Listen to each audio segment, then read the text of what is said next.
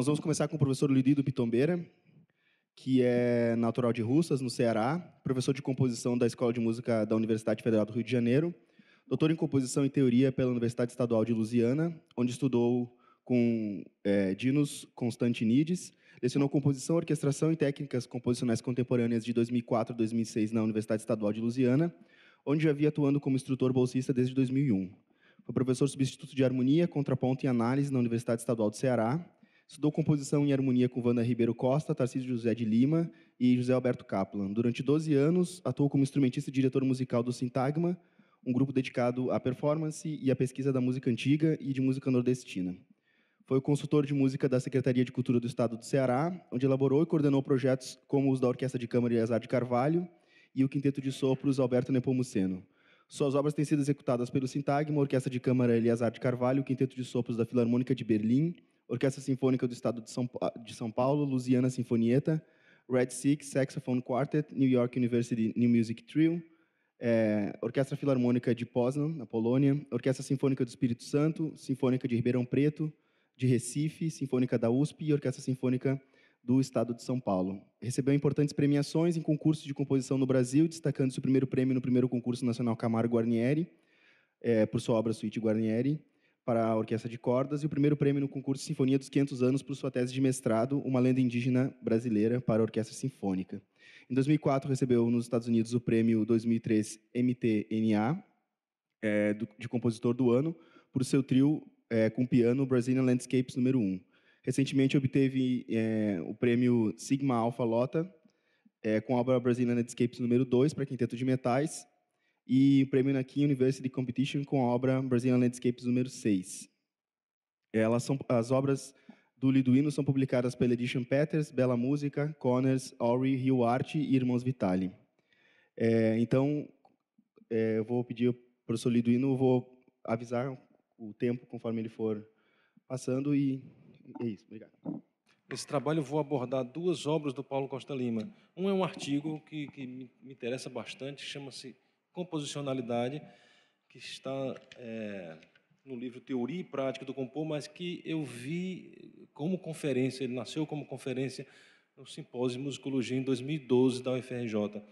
E a outra obra é um ponteio Opus 35. Então, eu vou tentar trazer esse material para a minha pesquisa atual.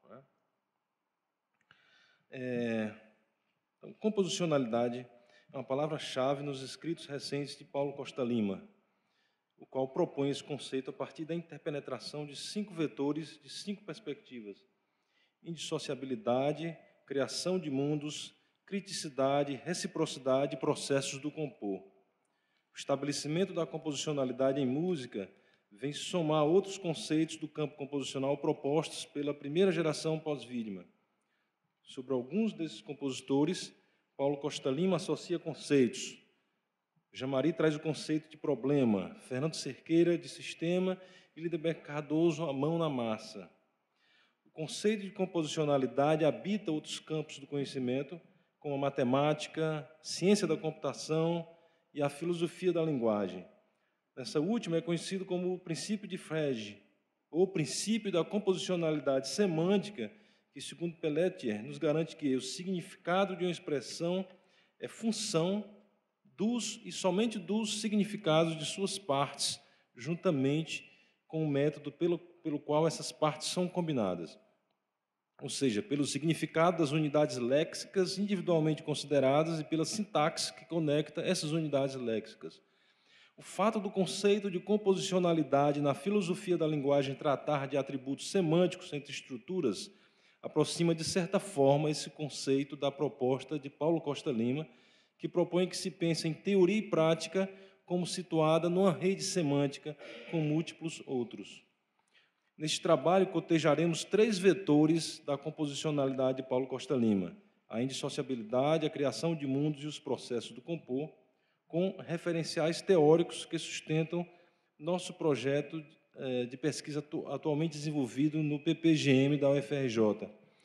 Esse projeto propõe experimentações com a metodologia composicional denominada modelagem sistêmica, que desenvolvemos através da convergência da teoria da intertextualidade e da teoria dos sistemas composicionais.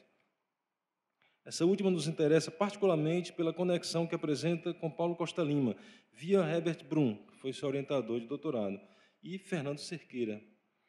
A noção de sistema composicional para Brum se relaciona de maneira simples com um conjunto de instruções declaradas pelo compositor com o intuito de controlar determinado meio produtor de som.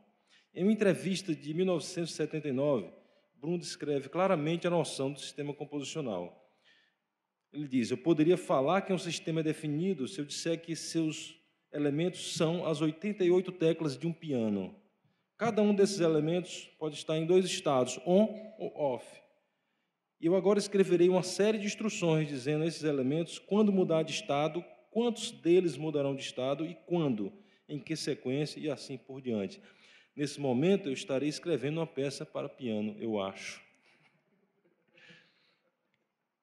Por sua vez, Fernando Cerqueira, segundo a visão de Paulo Costa Lima, trata a noção de sistema quase como uma cosmovisão do universo da criação.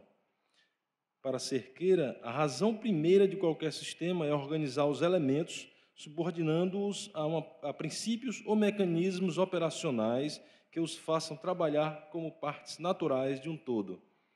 A primeira parte da definição de Cerqueira se aproxima bastante da definição de Brum, ou seja, ambas as definições tratam de princípios ou mecanismos operacionais. Essa perspectiva operacional também pode ser localizada nas bases do pensamento sistêmico, notadamente na Teoria Geral dos Sistemas de Bertalanffy, que cita os sistemas simbólicos, música, linguagem, artes visuais, etc., como um campo que se constitui a partir de regras do jogo. Além disso, a definição de Cerqueira tem ainda maior similaridade com a definição de Bertalanffy ao mencionar partes e todo, tendo em vista que Bertalanffy define um sistema como um complexo de elementos em interação. Acrescente-se ainda o impulso cosmológico, observado também em Cerqueira, que sustenta a teoria geral dos sistemas em seus primórdios. Bertalanffy cria uma hierarquia de sistemas, segundo Bode, isso é de 1956, onde se pode observar uma agenda mais abrangente possível. E aí ele vai desde átomos, moléculas, universos, até chegar em linguagem. E é por essa brecha que eu trabalho com sistema composicional. E já estou saindo dessa também, mas chegando a uma definição mais ainda ligada à engenharia, que é de Clear, mas que não vale a pena mencionar aqui agora. Nesse ponto, menciono a indissociabilidade entre teoria e prática do compor, como um vetor que se imbrica de modo complexo com a criação de mundos. Para isso, proponho que uma obra musical pode surgir a partir de um fluxo contínuo entre teoria e prática, sendo essa última ação performática de uma teoria. Tal ação, ou seja, tal prática, se transmuta imediatamente em teoria que precisa ser performada. O ciclo continua partindo do mais abstrato ao mais concreto. E tudo começa com a criação de um mundo, de um universo, carregado no princípio com suas próprias leis intrínsecas de funcionamento. Esse universo pode ter características isomórficas com o nosso próprio universo cotidiano ou ser totalmente distinto e absurdo. De qualquer forma, o que interessa para o compositor é o universo enquanto construto abstrato, mesmo que herdando leis e princípios ordinários. É com base nesse universo que um compositor propõe um sistema. O sistema nasce assim de uma performance de mundo, da seleção de relações no vasto mar de possibilidades epistemológicas. Evidentemente, a proposição de um sistema não precisa ser consciente, declarada detalhadamente como um conjunto de tensões, mas, na maioria dos casos, parece integrar de forma subliminar os processos do compor. E aqui trago mais um vetor da composicionalidade de Paulo Costa Lima. Para tornar mais claro, propomos um pequeno exercício. Digamos que entre os infinitos universos possíveis, decidamos utilizar como base um universo que seja totalmente isomórfico com o nosso universo natural. Criar um sistema significa performar esse mundo pela seleção de relações entre objetos ainda não existentes. Podemos enumerar uma série de observações intrínsecas, informalmente, ao nosso universo cotidiano, que podem ter particular interesse metafórico na criação de obras de artes musicais. Por exemplo, explosões produzem ressonância no ambiente, são seguidas de resíduos. resíduos sonoros. Seres se deformam, sofrem mutações. Energias se conservam e se convertem. Agentes externos, parasitas, causam doenças, etc. Então, essa tabela eu tenho várias sugestões, observações informais do nosso universo cotidiano que a gente pode usar como metáfora para a composição. Dentre as manifestações físicas que compõem o nosso universo, nos concentraremos apenas em duas para criar nosso sistema, que é economia de movimento e conservação de energia. A primeira se relaciona com o princípio do menor esforço, enunciado pelo filósofo francês Guillaume Ferreiro, em 1894, e também com a lei da parcimônia de William of Ockham, Guilherme de Ockham, ou Navalha de Ockham, né? Franciscano, teólogo e filósofo escolástico inglês do século XIII.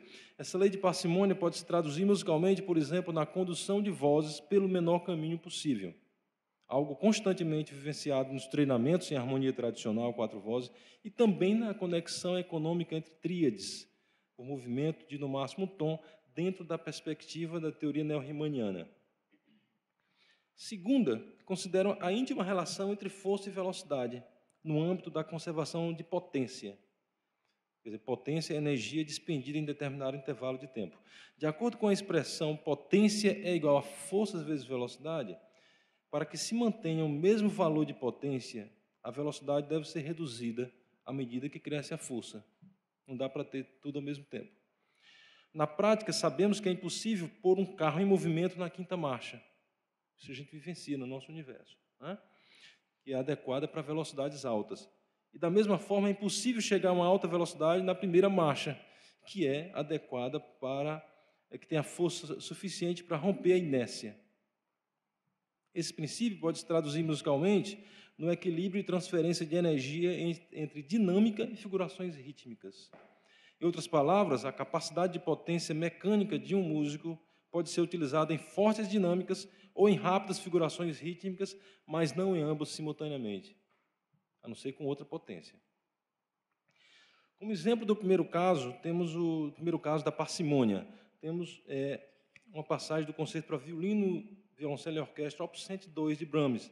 Essa passagem, está mostrada na figura, as tríades se conectam através de movimento parcimonioso, no qual apenas uma nota da tríade se move semitom acima ou abaixo. Esse aqui eu traduzi para baixo aqui as tríades, então vamos ouvir um trechinho.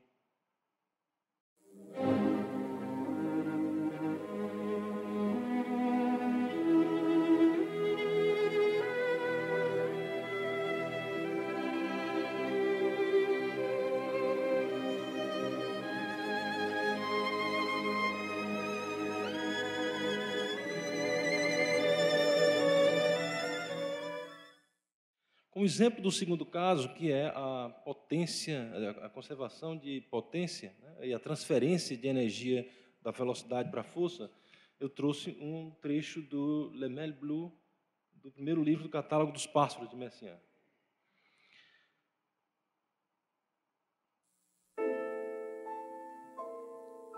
Aqui, nota longa, com mais potência,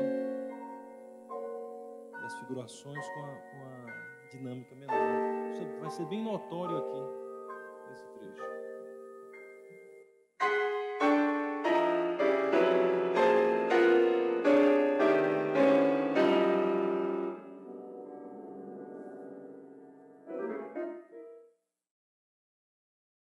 Uma proposta bastante criativa combina conservação de energia em nível metafórico e abstrato e parcimônia em um único parâmetro, que é o caso do ponteio Opus 35, do Paulo Costa Lima. Nesse trecho, as mãos direita e esquerda apresentam versões da classe tricordal 0257, quando observadas horizontalmente. Adicionalmente, a observação vertical nos revela duas classes tricordais, 0156 e 0134, em contínuo fluxo parcimonioso.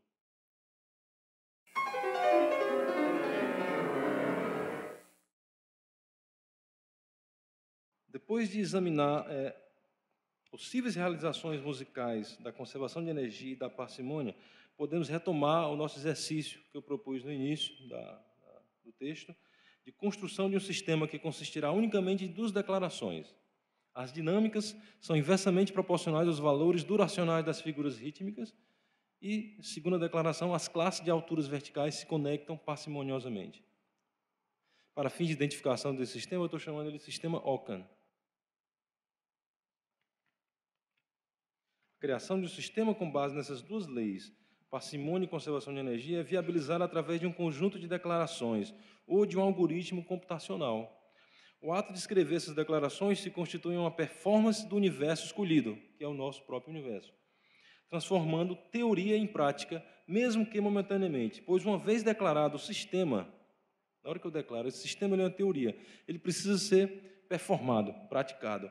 A prática do sistema se constitui na atividade que denominamos planejamento composicional.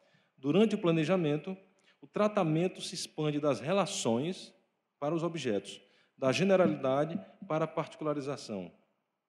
É no planejamento composicional também que os demais parâmetros não declarados no sistema são considerados pelo compositor tanto de forma livre como submetidos a um planejamento específico e detalhado. Realizemos, então, um possível planejamento para o sistema Ockham, declarado anteriormente. O trecho planejado será uma miniatura aforística, como as pequenas obras de Webern. Pensamos aqui, por exemplo, no terceiro movimento do Drei Kleine Stücke, opus 11, para violoncelo e piano, que tem apenas 10 compassos. O planejamento consiste inicialmente em particularizar o cenário pela inclusão de objetos que satisfaçam as relações descritas no sistema. Em uma segunda fase, o compositor pode planejar ou utilizar livremente os parâmetros não declarados. Então, nessa figura, eu tenho aqui um planejamento, que é um diagrama que consiste em classes de conjuntos que se conectam parcimoniosamente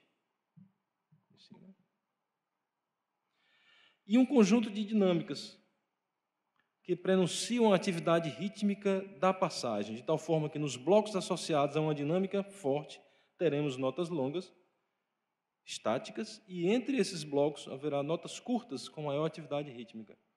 Os sinais de crescendo indicam, além do aumento de dinâmica, uma diminuição de intensidade rítmica, assim como os sinais de decrescendo indicam o oposto. Esse plano, quando performamos o sistema, transformamos a teoria armazenada no sistema em prática. Essa característica prática do plano composicional, da fugidia, ela logo se transforma em teoria, que precisa novamente ser performada para se transformar em prática.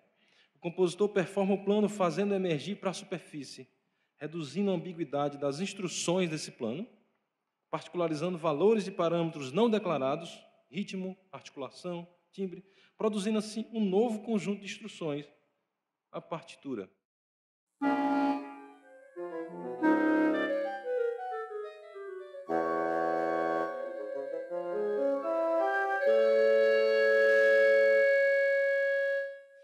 Dando continuidade ao ciclo, essa partitura, pelos múltiplos olhares interpretativos, se transforma em uma nova possibilidade teórica. Ela vira teoria de novo, a partitura. As possíveis performances dessas instruções transformam novamente teoria em prática. O ciclo pode continuar se formos investigar os diferentes impactos que uma performance dessa partitura causa nos diferentes ouvintes. Esse diagrama, então, ilustra nossa proposta de ciclo teoria e prática, que é posta em movimento ao se performar um universo dentre tantos outros infinitos universos, com o intuito de criar uma obra musical. Então, aqui eu tenho infinitos universos, escolhi um, infinitos sistemas, escolho um. Ele é teoria, ele vira prática quando eu transformo em plano. Vira teoria novamente, vira obra, execução. E poderia até continuar mais, né? Percepção. Uma obra gera diferentes percepções, né? Observando o início do ponteio Opus 35, Paulo Costa Lima, a partir de outra perspectiva, pode-se chegar a um método totalmente diferente do que foi proposto anteriormente.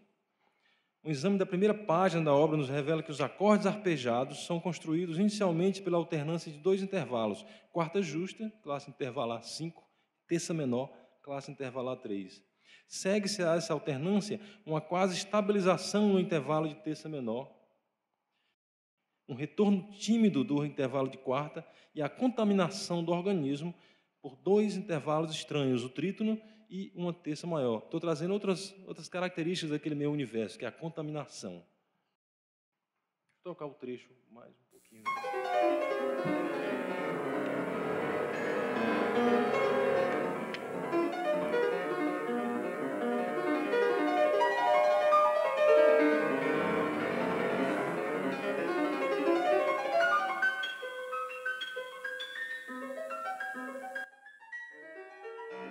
Observando o perfil intervalar de ambas, das mãos direita e esquerda do piano, que está nesse diagrama, você percebe claramente as situações de alternância, que são essas faixas de cor verde, acontece 10 vezes isso, de estabilidade, isso aqui é mão direita, mão esquerda, e de contaminação, que é quando o trítono e a terça maior vão fazer parte do jogo. Se tomarmos esses perfis e suas narrativas como modelos sintáticos, ou seja, alternância, estabilização e contaminação, sem considerarmos os valores particulares dos intervalos, podemos propor um sistema composicional que herde os mesmos impulsos intrínsecos. Se a proposição do sistema partir exclusivamente desse diagrama, ou seja, sem ver a obra do Paulo Costa Lima,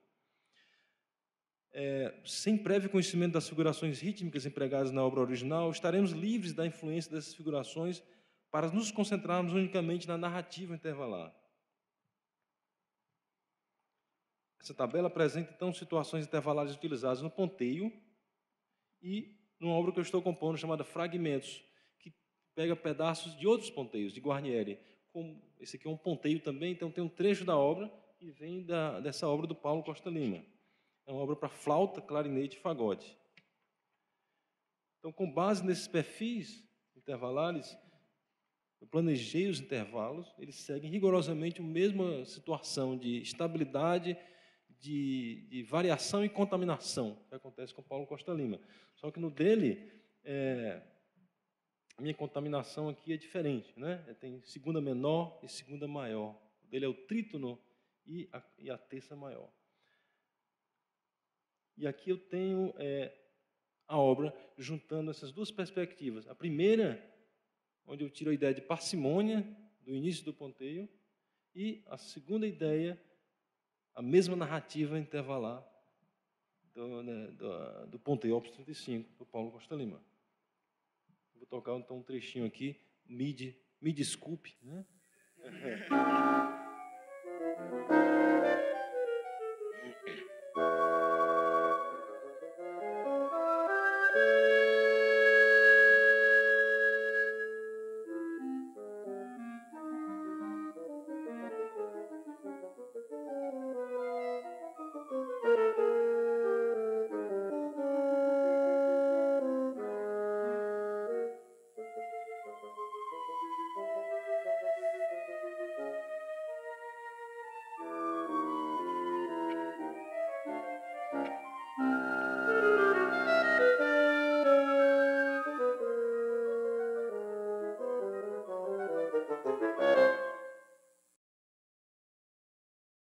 Então, um trecho da obra, ela tem coisas antes, que são de outros ponteios, de Guarnieri, e vai ter coisas depois também, que são de outros ponteios. Mas esse trecho, especialmente esse centro aí, vem do ponteio Opus 35. Né? Quem ouviu o ponteio, quer dizer, a única coisa que ela traz é a ideia de parcimônia e depois a narrativa intervalar. Né? Digamos, uma intertextualidade muito profunda. Para finalizar, então, vou relatar o que eu fiz aqui. Tomando como ponto de partida o conceito de composicionalidade de Paulo Costa Lima, nós propusemos nesse trabalho uma hierarquia no qual os sistemas composicionais emanam de um determinado universo, o qual é em si mesmo um sistema com suas próprias leis que interagem de forma coerente, garantindo a coesão e, portanto, a existência desse sistema. Tal universo não é necessariamente nosso universo natural, mas pode ser criado a partir da fundamentação de leis próprias, mesmo contraditórias com relação ao nosso universo. Esse universo se manifesta composicionalmente pela alternância entre teoria e prática, dois princípios indissociáveis no processo do compor. Essa manifestação é em si mesma uma criação de novos mundos. Bibliografia. Obrigado.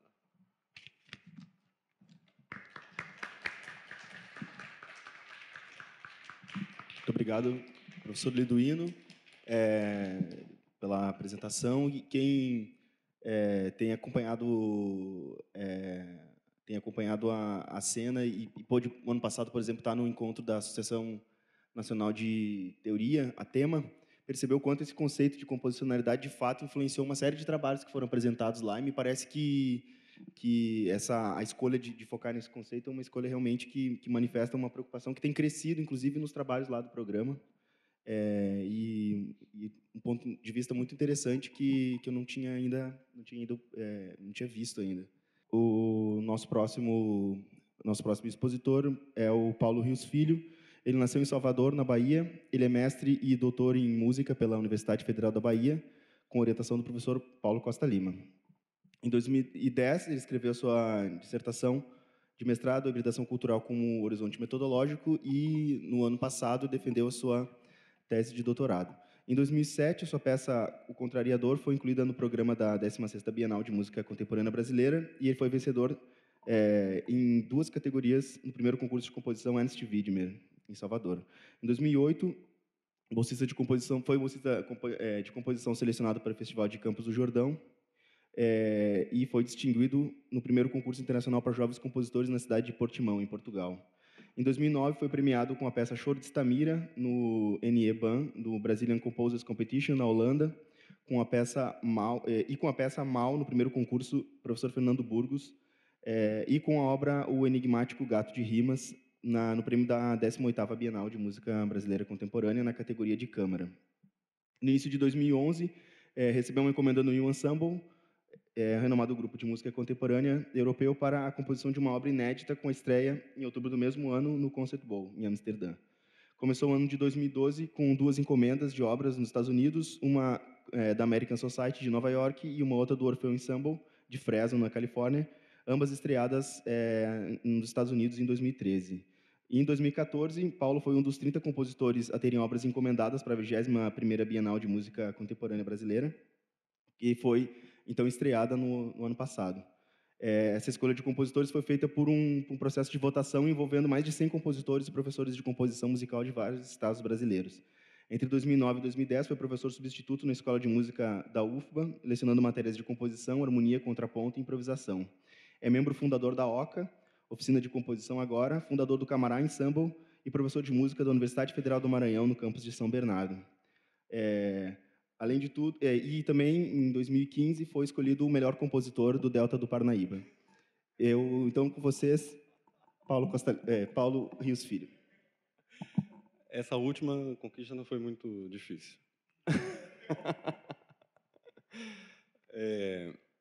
Bom, primeiro agradecer, né, a oportunidade de estar aqui e esse desafio, como eu estava falando com o Liduíno, né, Liduíno? Essa coisa de participar de mesa para homenagear compositor vivo é complicado, né?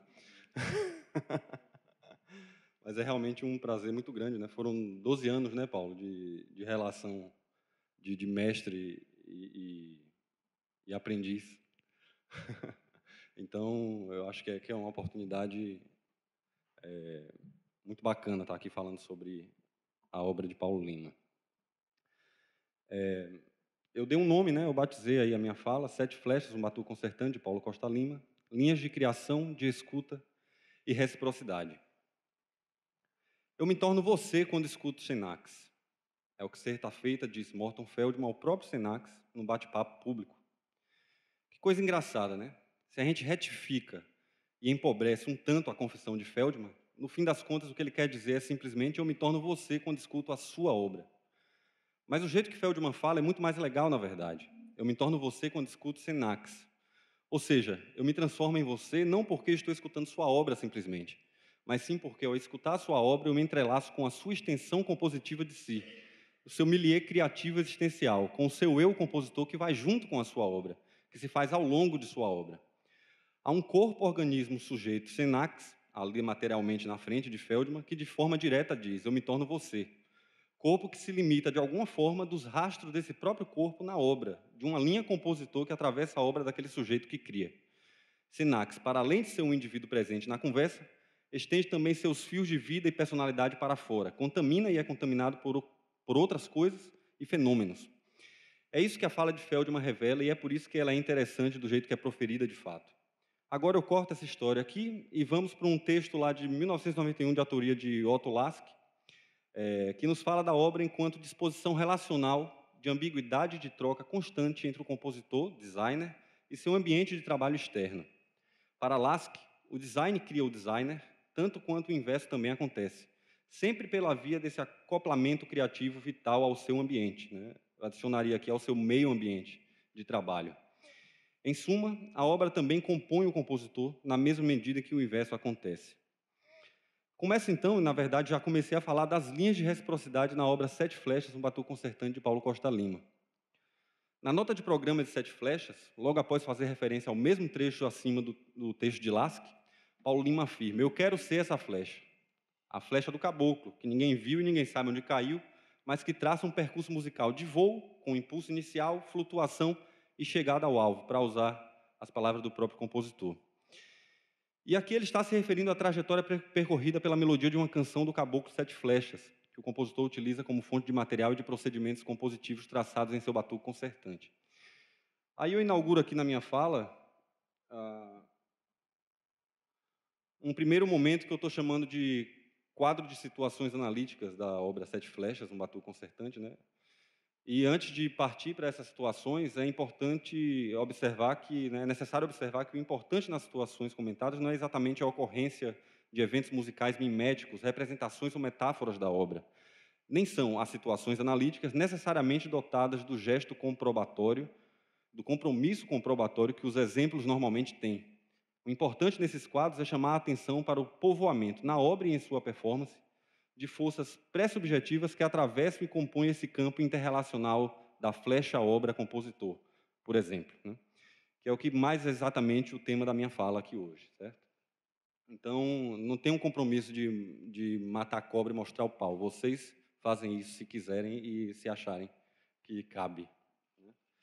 E eu começo a primeira situação, né, dentro desse primeiro quadro é a melodia original, né, do caboclo. E logo depois a gente vê um trecho da citação literal dessa melodia lá na obra Sete Flechas, certo? Tá aí a melodia original, vamos escutar.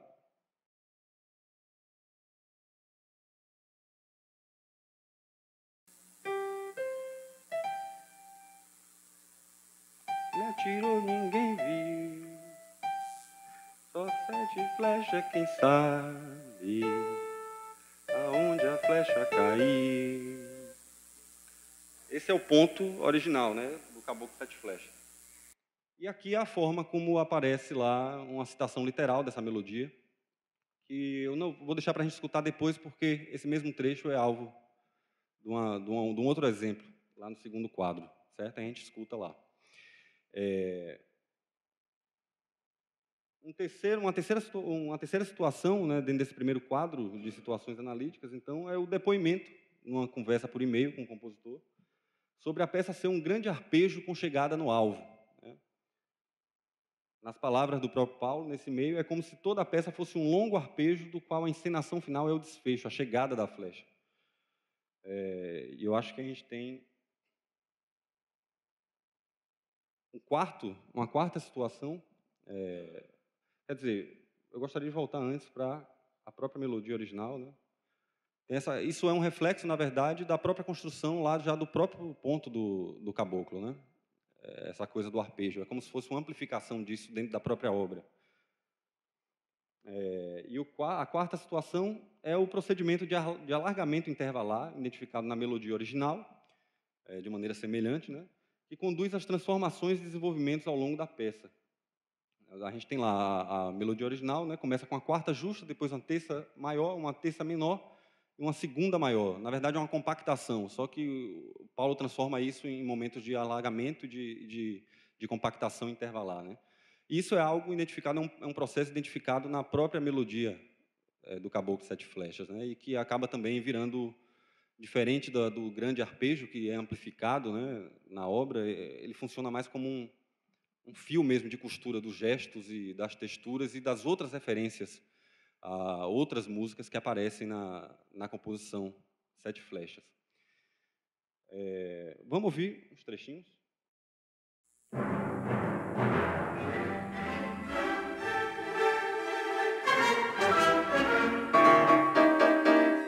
Tá aí as cordas, né? Fazem um trítono, depois uma quarta justa, uma terça menor, segunda maior.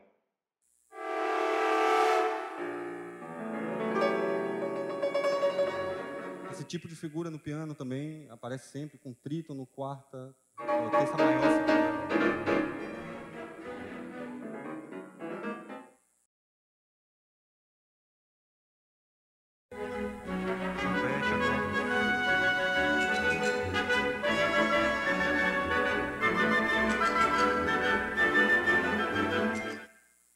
Ok. Então, a gente volta agora para a parte discursiva da conversa, né? E se toca que Paulo Lima não vira flecha, né? Até onde me consta, ainda não virou flecha, pelo menos. No entanto, o que se dá em seu batuque concertante é exatamente a criação de um virar flecha do compositor, para si. A arquitetura de uma zona movimentada de ambiguidade entre compositor e flecha, que acontece tanto ao longo da textura emaranhada de criação, do processo de criação da obra, quanto ao longo do tecido musical da própria peça em sua performance. Querer ser flecha é já virar flecha, sem, no entanto, ser, parecer ou imitar uma flecha. E eu falo virar flecha, né, especialmente aqui na Unicamp, e quase posso escutar meu eco dizer devir flecha. O paralelo com o pensamento deleuziano é intencional e consciente, né, apesar de descompromissado o suficiente para fazer essa troca nos termos, né. Mas o compositor só se envolve nesse movimento de virar flecha, um devir flecha do compositor, então, com e ao longo de sua composição. Se, como afirma Lasky e o próprio Lima, a obra também cria o compositor que a escreve, neste caso ela o cria enquanto flecha que também devém. E aqui falamos então de um virar flecha, um devir flecha da obra. E ainda, se o design cria o designer, é somente porque a separação sujeito-objeto é mesmo algo já muito frágil a esta altura. Quem é o caboclo sem as 7 flechas? O que todos os seus pontos cantariam? Quais forças participariam na integração de sua imagem e função religiosas? A obra compõe o compositor, a flecha compõe o caboclo. Quando Lima diz que quer ser flecha, ele não quer ser qualquer flecha, mas aquela flecha do caboclo, cantada em seu ponto, que por sua vez é o que compõe toda a obra aqui tratada. Portanto, o compositor quer ser flecha, mas também quer, ao longo daquele pequeno universo inventado de sua obra, ser caboclo. Trata-se, ademais, de um virar caboclo do compositor, que se dá com a composição e ao longo da música, ao longo da composição. E aí eu parto para o segundo quadro de situações analíticas de 7 flechas, né? Uma primeira situação é a presença e a personalidade do piano na primeira citação literal do ponto de caboclo.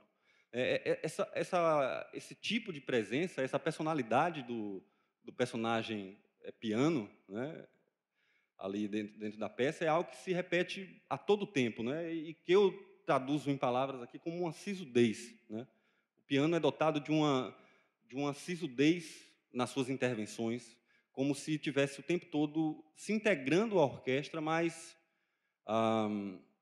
querendo impor uma seriedade a certos ambientes festivos, né? Isso é, na verdade, o 2 de julho, né? Isso é o 2 de julho. É uma festa sobre uma batalha, né? É a comemoração de uma batalha que tem um herói que pode até estar dançando a vitória, mas ele dança sem perder a linha, né? Sem perder a linha de herói. E depois a gente vai ver coisa parecida na segunda situação, que é o solista no final, né? Quando pega o chocalho, toca o tantã e dá o seu grito lá no finalzinho da peça. Vamos ver esses 2 vídeos aqui da estreia da peça na Bienal de 2015, lá no Rio, com a Leison Scopel no piano e a Nel Gibal, a Orquestra Juvenil da Bahia. É uma gravação da estreia mesmo. Então, a primeira situação é justamente a primeira vez que aparece uma citação literal do ponto do caboclo, né? Eu quero que vocês prestem atenção na parte do piano.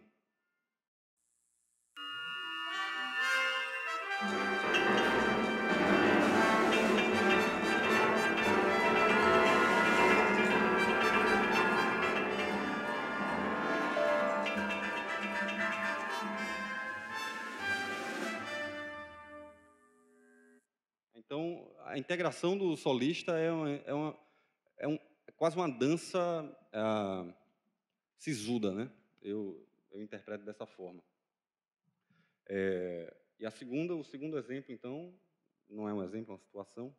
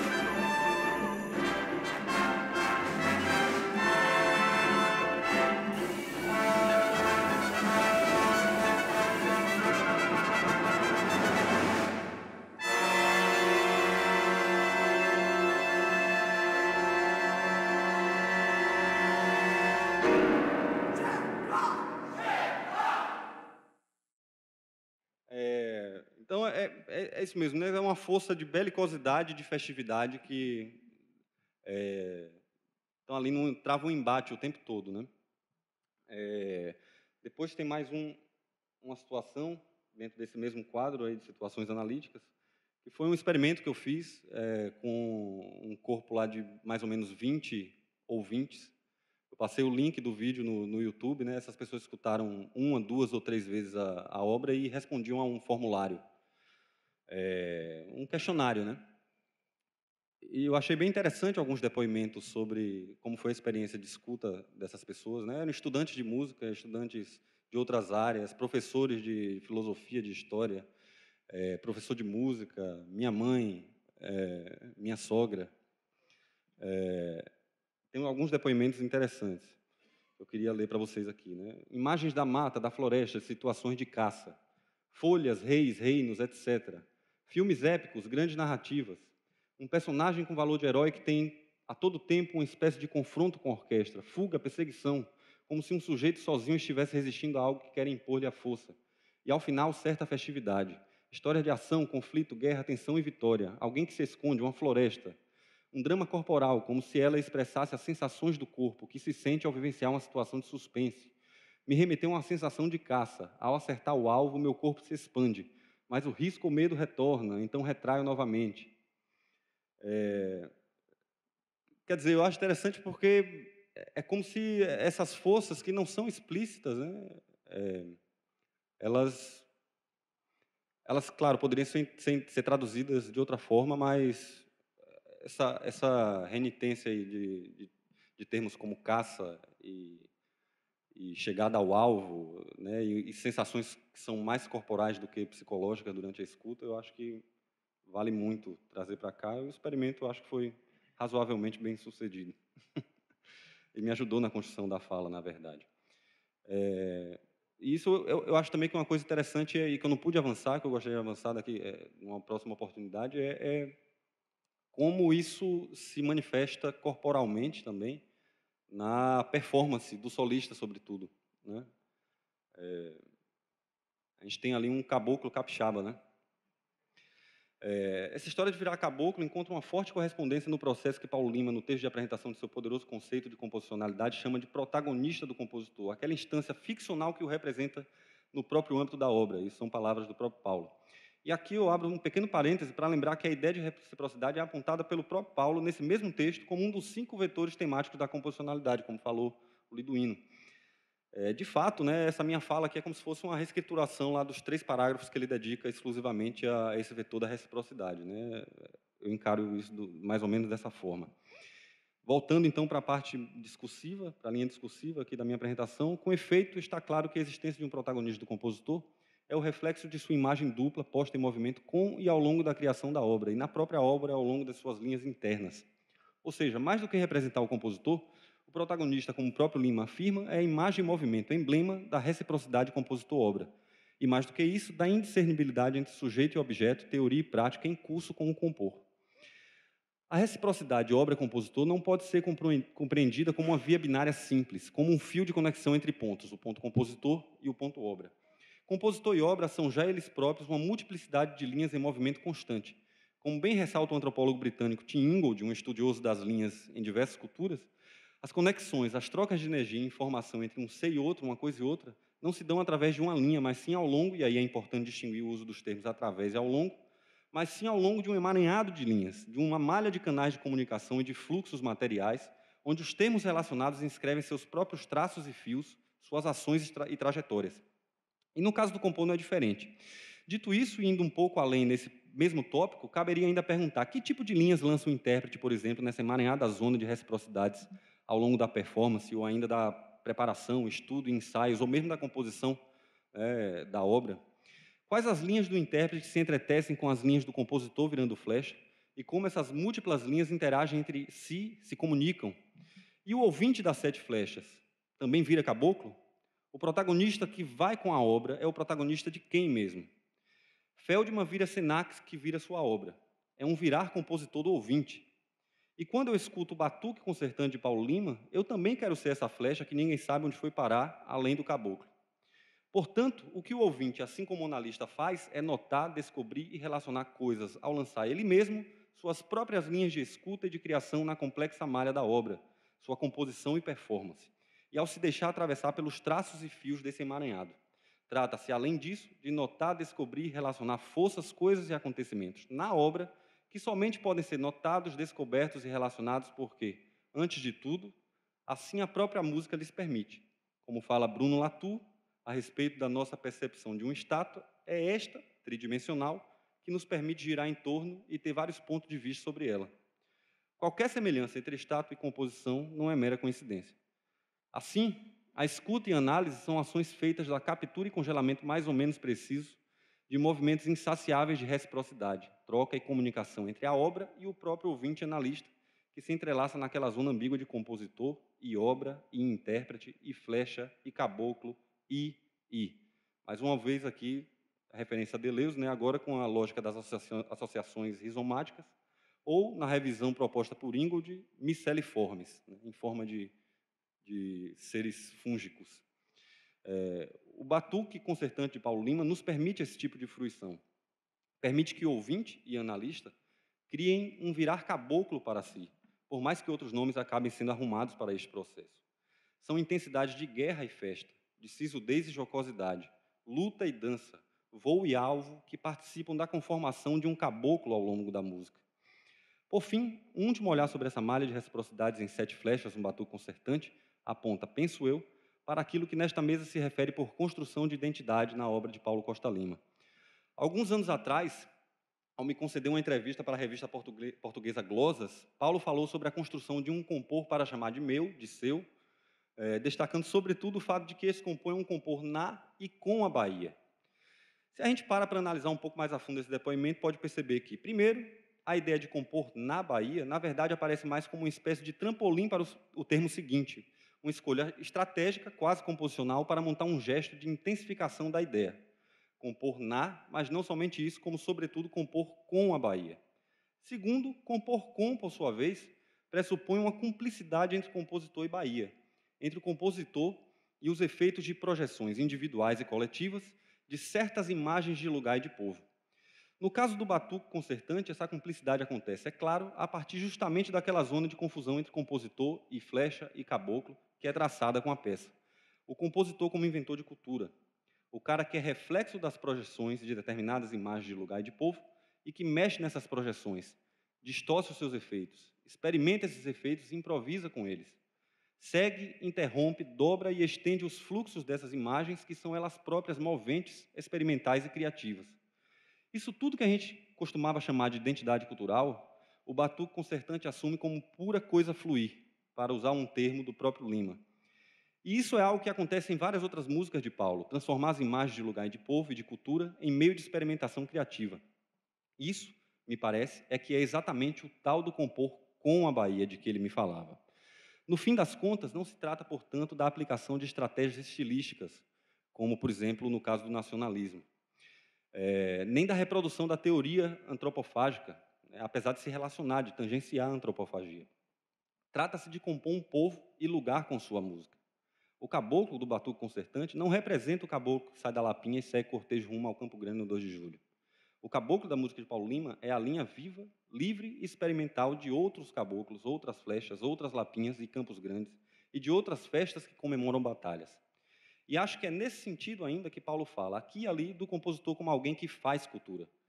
A música, e Deleuze e Guattari falam o mesmo do livro, né, como extensão e não representação de mundo.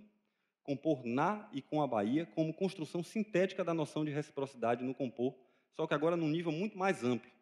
A cultura faz o sujeito criador que a inventa e que segue experimentando com ela ao longo de um processo de criação de músicas, e de textos, e de gestão cultural, e de trajetórias de formação de outros sujeitos criadores.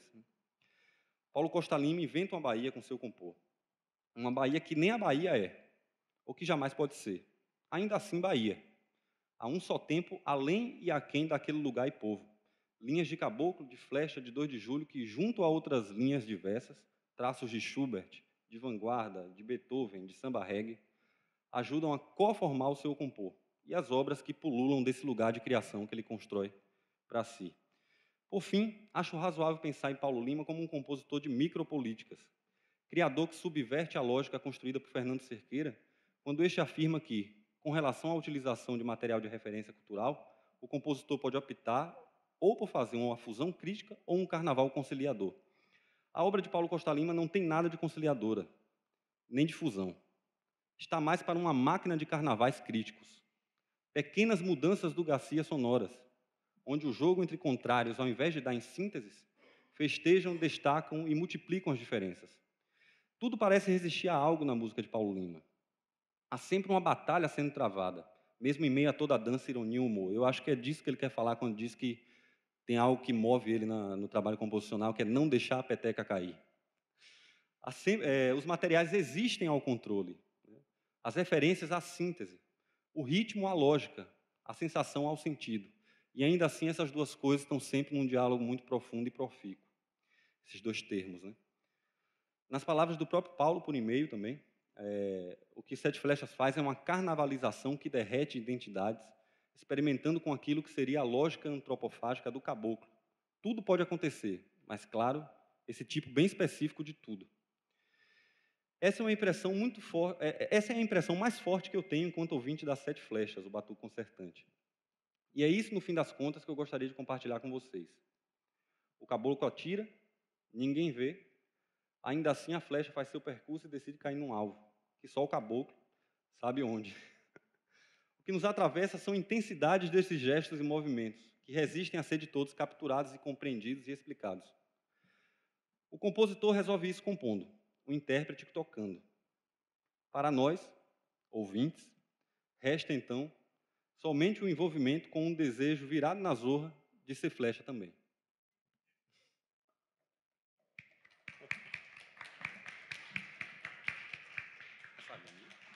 É para ti. Muito obrigado, professor Paulo.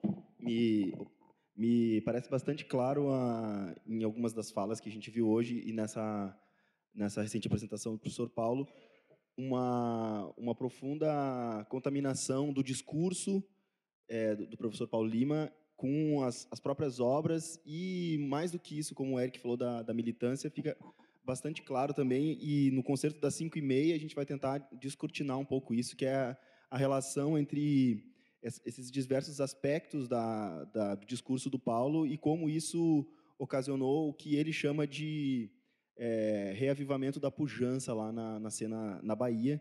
E me parece que essa fala do Paulo é interessante por isso, porque demonstra claramente como o discurso e como certas atitudes que podem parecer teóricas quando a gente lê o texto de composicionalidade, por exemplo, se refletem claramente na obra e demonstram, de fato, uma articulação muito mais complexa do que pode parecer uma primeira leitura ou uma primeira audição das obras. Isso realmente é muito interessante da fala do professor Paulo. Obrigado.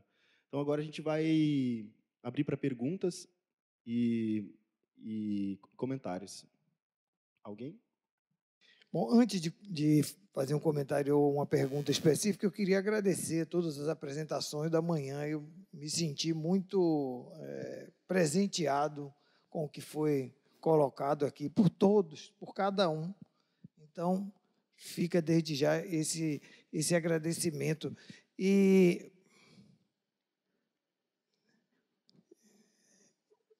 Pois é, Eric, para onde vai o ego mesmo, Eric?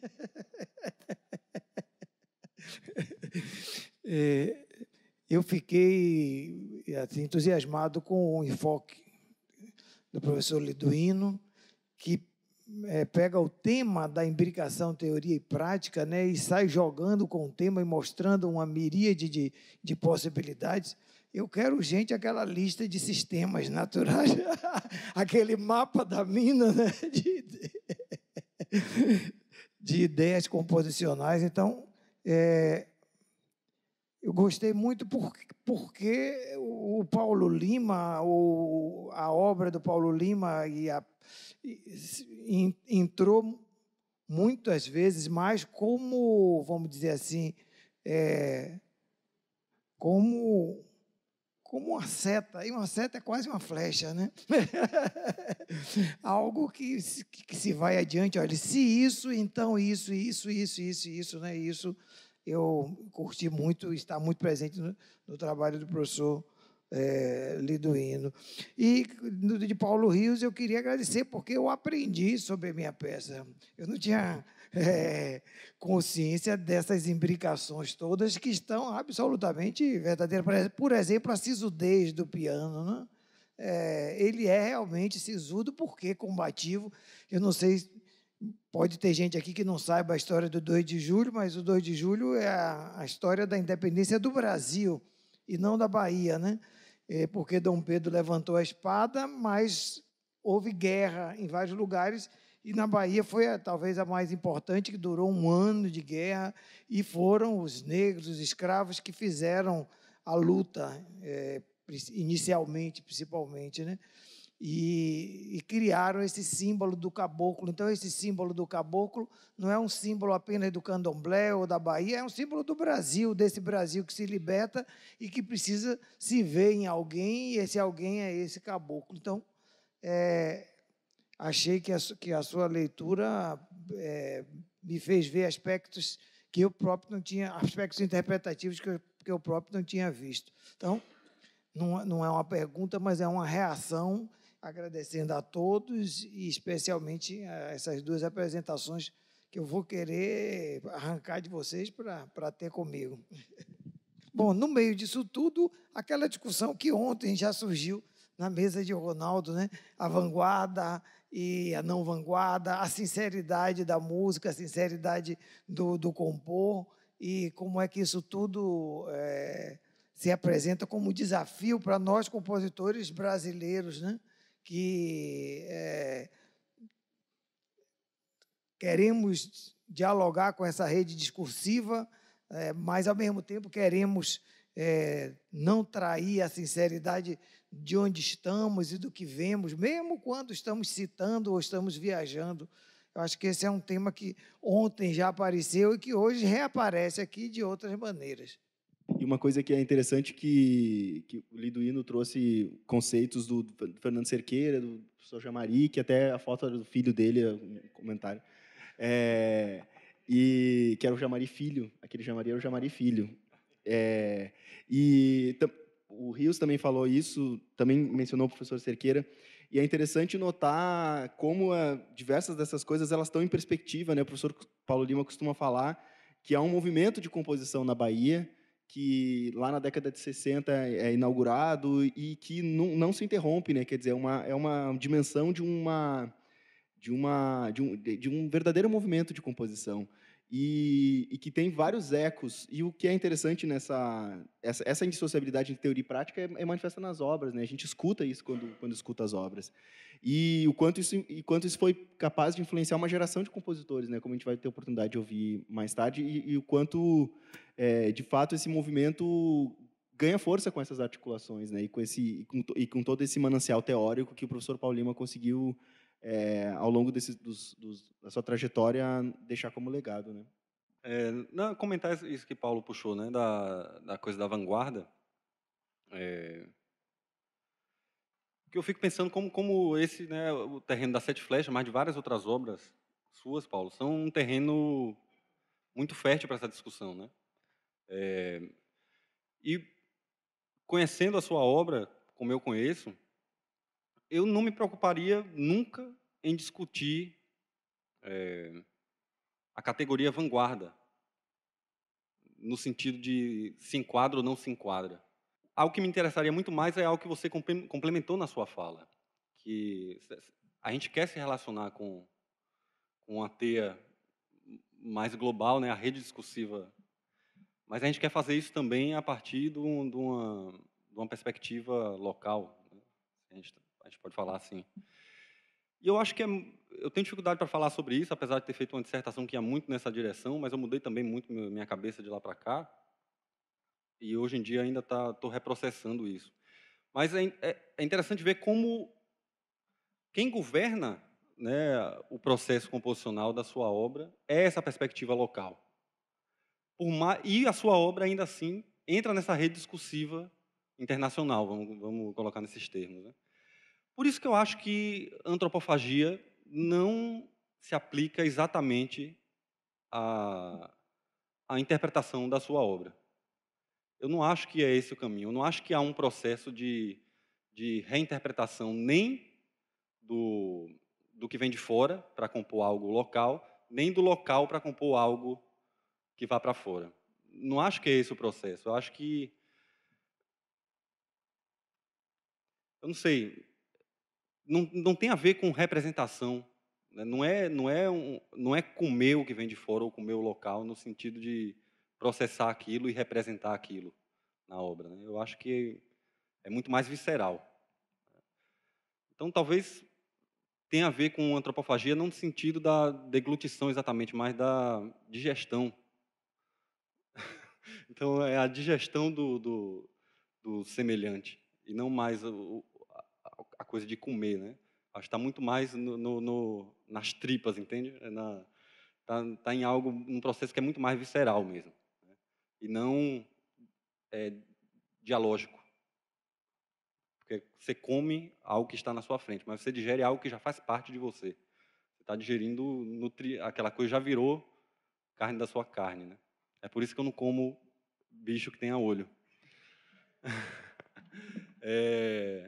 Eu não sei. Então, eu acho que é uma formulação que eu precisava realmente maturar. Eu não queria trazer, mas eu senti falta da gente prolongar essa discussão, que eu acho que é uma provocação muito interessante. Então, passo a bola de volta para vocês. Se for para frente, foi, se não também. Valeu a tentativa. Eu queria complementar um traço que tem a ver com isso também, como o Eric mostrou na apresentação dele, aquela complexidade rítmica do candomblé, né? E quem acompanhou os livros do Vinícius, quem eu falei, quem?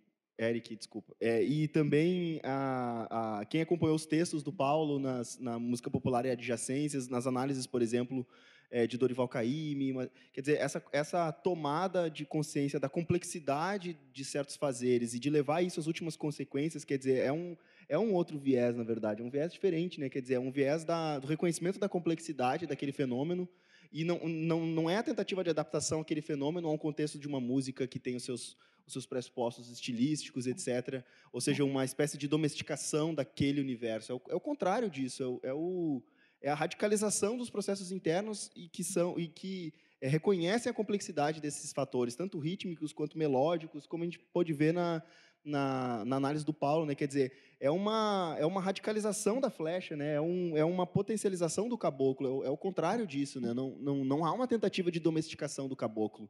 E nesse sentido, eu acho que o Paulo está querendo dizer, né, que a antropofagia não se enquadra, pelo menos como a gente concebe ela desde 1922, não se enquadra de fato. Concordo.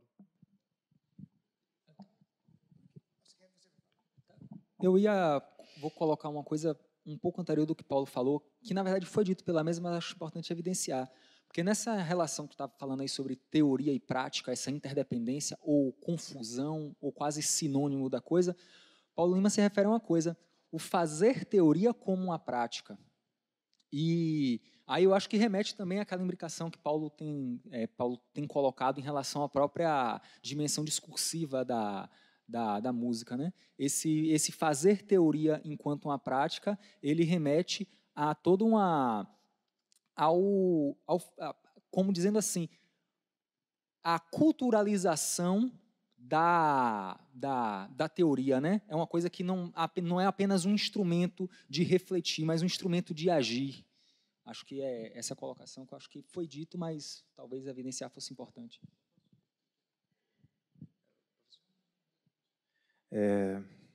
Bom, bom dia, né? Prazer estar aqui conhecendo a obra do compositor Paulo Lima, incrível, as comunicações, e eu acho o debate interessantíssimo. Acho que eu já tinha falado antes, mas acho que o pessoal é diferente. Eu fiz o curso de música popular aqui na Unicamp, e nós temos existe um grupo de pesquisa em música popular, e já desde a graduação a gente vem lendo e discutindo essa coisa da identidade brasileira, da construção de identidade. E eu estou percebendo que meio que por cima, assim, eu meio que também vou perguntar como viajante, assim, na questão assim da composição, porque eu estou entrando no campo da composição agora, conhecendo melhor agora mesmo. Mas como estudante de música popular, isso desde quando eu entrei na graduação, isso vem sendo discutido, assim, tanto você pega como textos do Wisnik, que ele fala da relação Machado Machixe, do compositor que tenta fazer uma obra eterna, mas sempre acaba compondo machixe e tudo mais. Eu queria perguntar para a banca se o quanto ainda é pertinente assim nos compositores contemporâneos a questão da identidade, essa preocupação da construção de uma identidade brasileira, se isso é pertinente ainda. É porque, assim, vocês já estão meio que falando sobre isso, mas eu queria pontuar essa questão. Assim. Complementando a dele, eu achei uma coisa que Paulo Rios falou, que eu já tinha pensado nisso, mas não tinha tido coragem de realmente, que essa coisa sobre o carnaval. Eu vou falar até um pouquinho em inglês, the carnival thing, the carnivalization as an object, as object of desire em Brasil. Quer dizer, Fernando Cerqueira diz, Fernando Cerqueira cria uma oposição entre carnavalização, carnaval conciliador e fusão crítica. Mas você percebe que isso, para mim, não resolve, né? Eu preciso do carnaval e preciso da fusão crítica. Então, como é que resolve essa antinomia? E isso nessa perspectiva, né? Nessa perspectiva de vir a ser, de construção de identidade que se deseja. A distinção com o nacionalismo é que não há uma ambição de totalização, portanto, de fechar uma identidade como é isso, ou tem que ter tais traços. Não é isso. Mas é não negar que há desejo e se há desejo, há identidade. Bom, deixar assim aberto.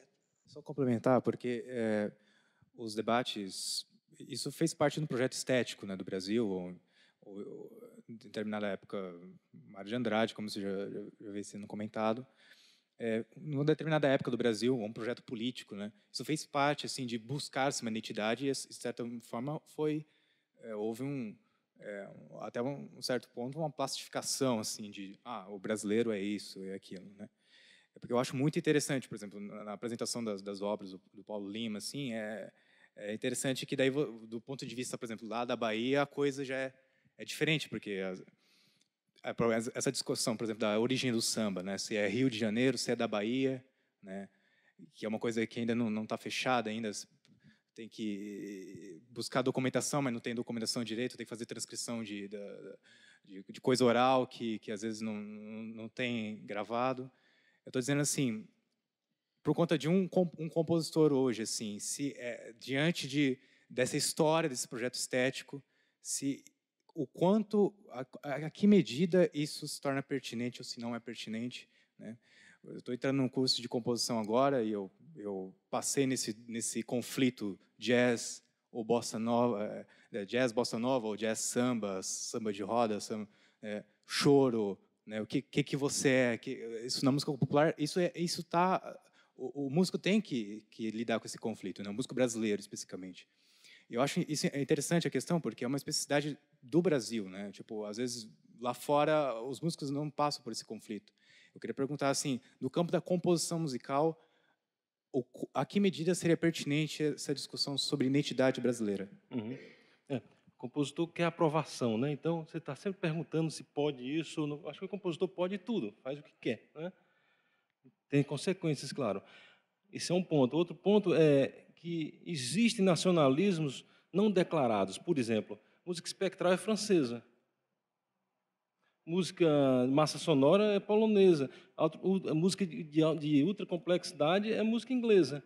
A gente sabe dos nomes. Fernihal faz isso e tem uma série de epígonos que vão junto com ele. Música espectral também é música francesa, que vem lá da tradição de Messiaen. Né? Então, no Brasil a gente não pode falar isso porque seria, né, fora da moda. Então, tem que disfarçar, falar disfarçadamente. Né? Eu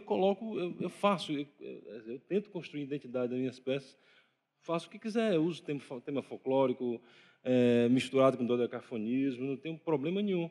Né? Vão atacar? Evidentemente que vão, né? Mas assim, não tem jeito. Né? Eu perguntei isso uma vez ao Donald Grantham, que é um compositor americano, como é que ele sobrevivia naquele meio, né, de ultracomplexidade e tudo. Ele disse, eu vou fugindo, né, de um canto para outro, levando, fugindo das brigas, porque ele compõe uma música que é totalmente tonal e se inspira nas canções, nas obras corais, né, do início da colonização americana. Ele faz muito isso aí. Então, tem problema, porque, né, você vai para uma conferência de compositor, quer dizer, é possível fazer isso. Eu recebi uma vez um parecer de um artigo assim, não se faz mais música dodecafônica. Quem disse isso, cara? Não existe isso, eu faço o que eu quiser, tá entendendo? Então, assim, buscar aprovação, você faz o que quer, mas tem consequências, tem que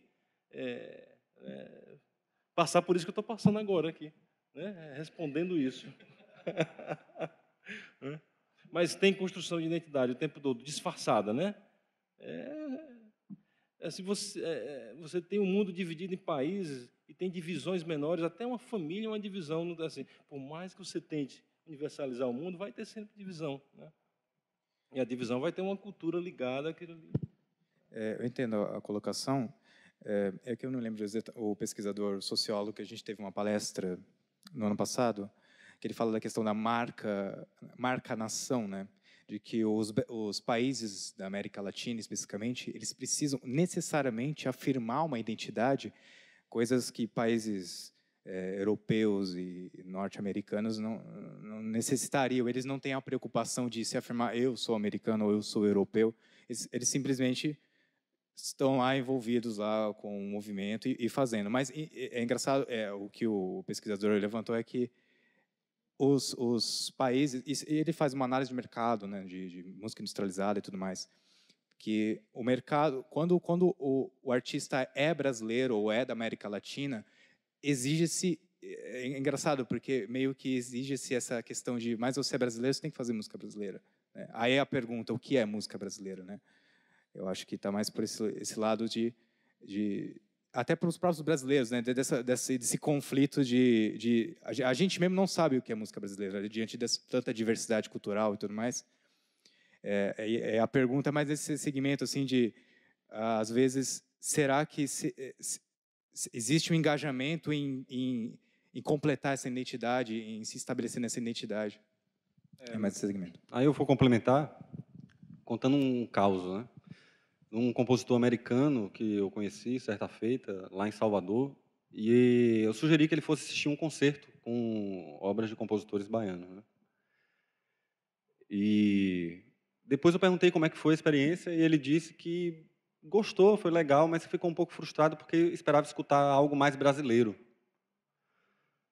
E aí a conversa entrou para um lado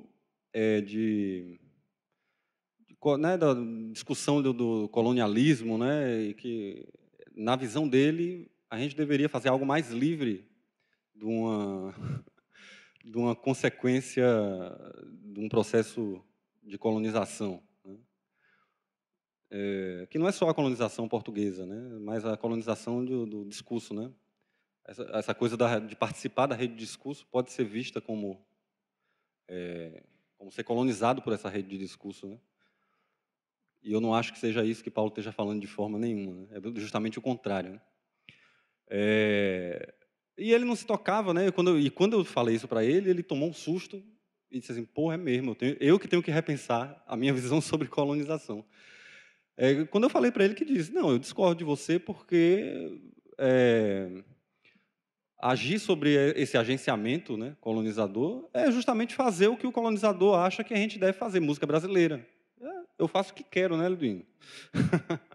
E isso é se desamarrar desse problema do colonialismo, né? E aí eu só queria comentar essa coisa da identidade, da busca da identidade, isso para comentar mais essa coisa que você falou, né, que se espera que a gente faça a música brasileira, né?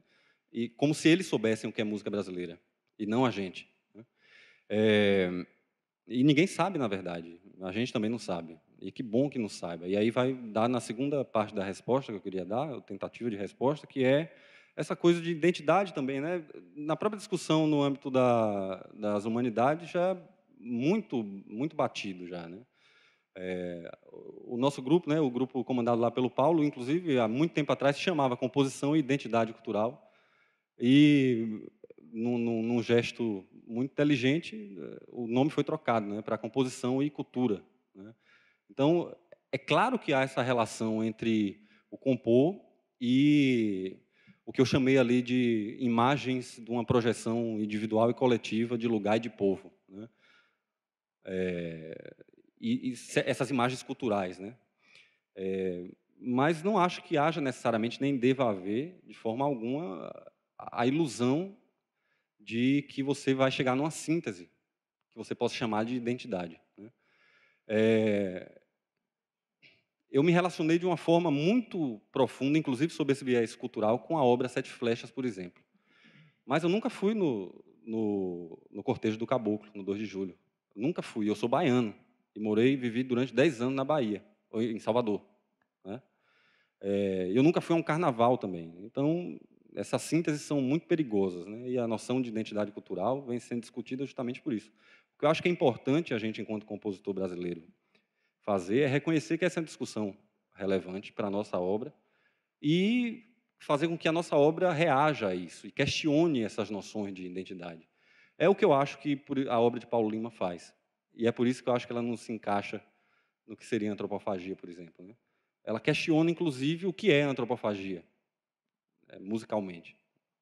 Então, eu acho que a gente está muito mais para dissolver, questionar, derrubar o que seria a identidade brasileira do que para enaltecer uma suposta síntese identitária nacional ou baiana, sei lá. Uma coisa que o Paulo falou a respeito do grupo, que era a composição e identidade cultural, e agora a composição e cultura, eu queria falar duas coisinhas bem rápidas. Uma é que essa própria ideia do grupo e os trabalhos recentes que têm sido feitos nesse sentido, me parece que manifesta uma questão que de certa medida, epistemológica. Ou seja, é uma visão de mundo, na verdade. Então, trabalhos recentes, como por exemplo, do Alex, que vai pegar o falatório, que ele faz um trabalho chamado Falatório Concertante, ele vai coletar exemplos de fala e vai compor uma peça a partir de falas típicas, e aí ele constrói uma lógica composicional derivada dessas falas. E uma série de trabalhos que têm sido feitos buscando outras lógicas, ou seja, isso que eu falei agora há pouco do professor Paulo, né, de buscar a complexidade de certos aspectos e levar eles em conta para poder vislumbrar um compor. Isso é uma questão. Isso tem a ver com identidade, mas não é exatamente isso. E, por outro lado, uma segunda questão é a questão do imaginário, né? Ou seja, a questão da construção de um imaginário. Isso não é identidade, é um imaginário. E esse imaginário, por exemplo, como o professor Paulo tem feito, tomar o ensino de composição como um ambiente de cultura e de como esse ambiente de cultura constrói e destrói imaginários. E aí, o trabalho do Eric, por exemplo, tem muito a ver com isso, né? E a pesquisa recente do professor Paulo, nos últimos 2 livros, que são esse Teoria e Prática do Compor, é exatamente isso, né? Tomar o ensino de composição da escola como um ambiente de cultura e aí o imaginário que está em torno disso, né? E aí eu acho que isso responde, em uma certa medida, a esse anseio que antigamente se chamava identidade, mas, na verdade, por um ponto de vista muito mais complexo do fenômeno, né? E não buscando sínteses, mas, pelo contrário, né? Buscando, de fato, a complexidade desse assunto, né? E só para resumir a visão e complementar a fala de Guilherme, eu acho que identidade é muito mais uma questão de criação do que de enquadramento, né? Então, acho que se o compositor pensa em se enquadrar na identidade, ele está perdendo uma boa chance de não fazer isso.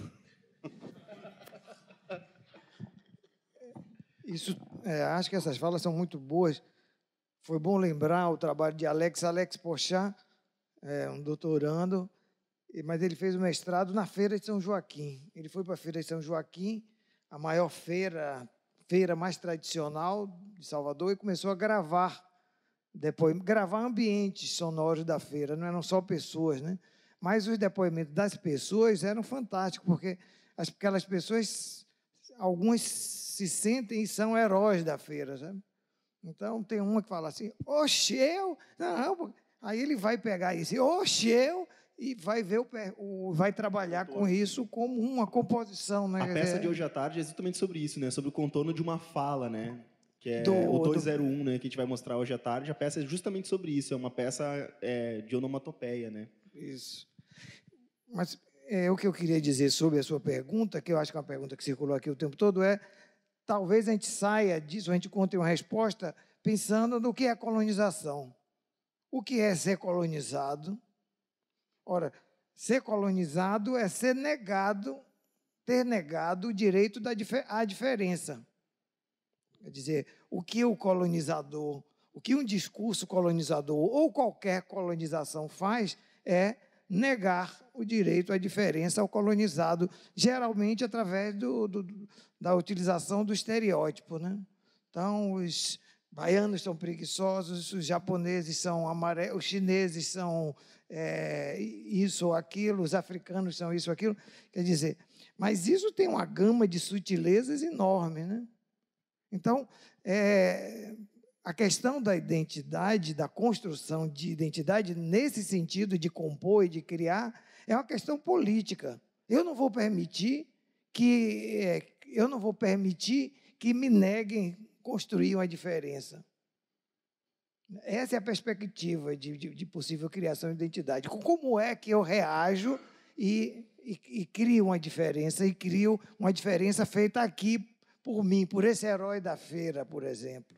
No caso de Alex, como é que ele se relaciona com esse falante e preserva o falante como compositor, e não ele que vai lá impingir um problemão, né? Mas é muito interessante. Então, acho que a perspectiva, essa pergunta que você faz, tem esse viés político e é claro que ela comporta uma resposta do indivíduo, mas comporta uma resposta cultural também, não é? E o carnaval, de certa forma, é uma possível resposta brasileira, mas acho que esses são os parâmetros aí da equação.